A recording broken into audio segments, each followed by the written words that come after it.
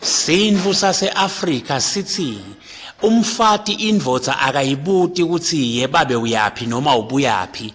Indvodza ivele isukume itsinzise elibhuluko layo noma ivitsite emajobo ayo igwaza indlela igcwale sibhabhadla ihambe iye lapho ifuna kuya khona. Itawubuya mhlawumbe emva kweli-hour noma ama-hour ayi-3 nyana noma yawubuya ngakusasa kusendvodzeni lokho. Nayibuya le ndvodza umfati kumele ayiphe emanti lafuthumele bese uyipha kudla uyayibita kahle ngesibongo sayo uthi idlaminwe kunene. Naku kudla kwakho udlana inkosi. Naseyidlile indvodza ayibuteke lo mfati ukuthi babe ngingakubothoda yini ude emajaqamba na. Kube kule ndvodza ke ithi bothoda make. Kukule ndvodza futhi kuyiphi kumtshela lo mfati ukuthi wo yemake bengiye lapha ya ngiyawuhlola imbalo ngoba kwake kwaba netinyosi bengiyawuhlola ukuthi tibuyile na.